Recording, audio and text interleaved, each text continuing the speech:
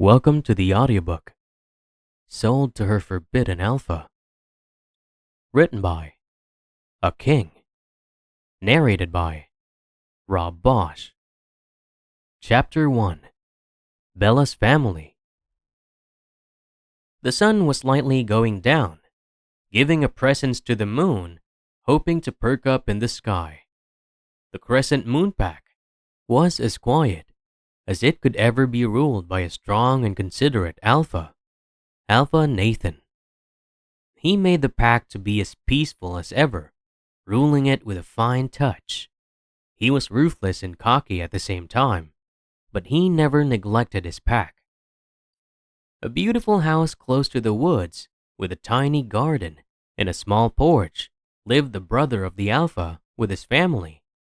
He had a beautiful and cheerful daughter, with a young and agile son. "Bella, come down for dinner," his wife Whitney called, and Bella came running down with her little brother Olive. "Careful, kids," Isaiah, their father, said. "Dad, after eating, can we play in the woods just for a little while?" Olive requested of his father, shining his perfectly white teeth at him. The 7-year-old boy knew his father could never resist his smile, and he was right. "Okay, but don't stay out too long," he reprimanded, even if the woods was safe, because it was still within the Crescent moon pack. Olive grinned happily. He always liked the beautiful moments when Bella would tell him a story while the moon raced up in the sky. He hastily finished his dinner and grabbed his 17-year-old sister by the hand out of the house. "Slow down," Bella said, but he wasn't having it as he ran through the woods to their usual spot. Bella placed a blanket on the ground and they sat on it, with his tiny head resting on her arm. "Bella, do you think I can ever be Alpha?" He asked his knowledgeable sister for the confirmation of words his father told him. "You can be anything you want to be. I believe in you," she answered him carefully. "I don't want to be an Alpha. It has a lot of responsibilities, and Dad told me that Uncle Nathan doesn't have a son, so the Alpha title will fall on me. Even Uncle Nathan said so himself." Olive explained the fruitful events that lead to his question. "Don't you want to be the greatest Alpha this pack has ever seen? Strong, kind, and powerful?" she asked. "I am strong," he answered hastily. "You're not strong enough because you don't want to be the Alpha," she stated, and he frowned. "Will being the Alpha make me strong?" he questioned, looking up to the already dark skies as he clasped his fingers with his sister's. "No title can make you strong.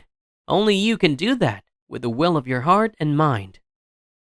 She touched his chest, and he laughed, gesturing that it was ticklish. "Do you know why there are no stars today?" She turned to her naive little brother, who in turn looked back at her and shook his head. "It's because..."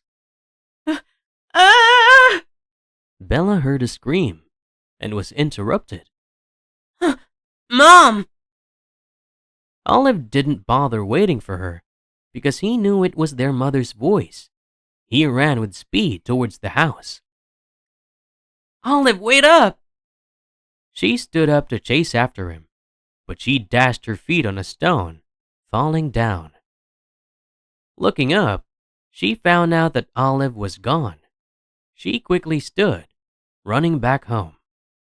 Just a little further from home, when she saw 2 bodies on the floor, and she knew that it was her mother and father. Olive was being held by a wolf who slashed his neck with his claws and ripped his body apart. "No!" She screamed, running towards the wolf, but it threw her to a tree where she got unconscious for a minute. When she opened her eyes, she found a young man in a royal attire standing in front of the bodies. His hair was long to his waist and a perfect build. He looked down on the bodies and then at her, giving her a chance to see his face properly before he left. Bella got up and ran towards her dead family. Mom? Dad? Olive?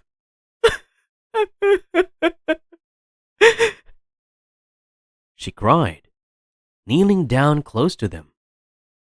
Her whole family was murdered, and that did not go well with her. She let out a bellowed scream in the air, expressing her pain and sorrow. The only family she had been taken away from her. All she could remember was the face of the man who killed them, and she vowed to exact her revenge for her family. Bella was taken to the pack house, where she was being comforted by Luna Diana and her cousin, Hava. She had been told that the pack was under attack, and she had seen other houses and family in ruins on her way to the castle. Don't cry, Bella. I'm here for you, Hava said, hugging her tightly. The tears coming out of Bella's eyes wet her cloth, and she could also feel her pain. Isaiah was her uncle, and so was Bella's family.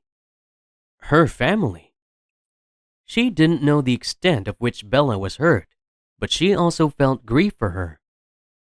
Bella, your Uncle Nathan needs to see you, Diana said, standing by the door of Hava's room. She has watched Bella cry for a while and was sorry for her. I will go with you, Hava said, ready to join her when her mother stopped her. Just Bella, she said. Bella walked quietly and slowly until she got to the Alpha's office and opened it. Bella, have a seat, Alpha Nathan gestured, and she sat down. How are you holding up? You have been mourning for a week now for your family, he stated, and she looked up to him with puffy eyes. No, don't cry again. He went to her and wiped her tears. It hurt him to see his little niece crying. The death of his brother and his family also pained him as much as it pained Bella. They were all I had. Bella wept more, remembering the last moments she had with them, the peaceful times and the evening chat she always had with her brother. I know, and I'm sorry, he answered her, guilty about what he was about to say next. He suddenly went on his knees, startling her. Uncle, what are you doing? She asked, confused by his actions. Please save us, Bella. Please, he pleaded. Bella was more perplexed by what he said. What did he mean by she should save them? What is going on? Our pack would be under attack again if we don't give him a bride, he blurted, getting up on his feet and holding her hand. Bella, you know I will never do this to you, but my daughter is quite younger than you, and you would be 18 in 2 months. Please save the pack and be the bride, he stated. What nonsense are you talking about? Bella stood up, angrily. She was still mourning her parents, and he had the guts to tell her to be married to someone else. I got a letter 3 days ago that our pack would be under another attack if we don't present a bride to the Alpha. Please, Bella, look on the bright side. You can start a new life there. He tried convincing her to listen to him. He had so much fear in his eyes. The Alpha he was referring to was the strongest in all lands, and others referred to him as the Alpha King. Compared to him, The Crescent Moon Pack was nothing before him. No, I cannot do it. Bella refused. Bella, listen to me. You may have lost your family, but you can save other families from the same thing happening to them. Think about your cousin Hava, who looks up to you. He reasoned with her again, but Bella wasn't having it and pushed open the door. She found Hava standing there with swollen eyes. She must have heard everything they said. She could see how scared she was from just finding out the truth. Bella took a deep breath and did what she had never expected she would do. Fine. I will be the bride, she said, and then walked away. 2 days later, Bella was picked up by the Gamma of the Red Moon Pack. The pack was quite different from what she had expected. It was spacious and more lively than the Crescent Moon Pack. The castle wasn't just a castle, but an estate enough to occupy hundreds of people in it. Gamma Lucian of the Red Moon Pack ushered her in until they waited at the massive hall for the arrival of the Alpha. Bella watched a man walk down the stairs. Short brown hair, tall and had a huge body, a chiseled jaw face and a vibrant smile. He isn't all that bad, she muttered to herself as he walked closer to her and held her hand. Hi, you must be Bella. I am Beta Arthur. He introduced himself. Down the drain went the thoughts that he could be the Alpha she was contracted to. Bella could hear another set of footsteps, slow and steady, coming down the stairs. She watched a man walk down in a white shirt and black jeans, long black hair with a half bun, a stern face, and brown eyes.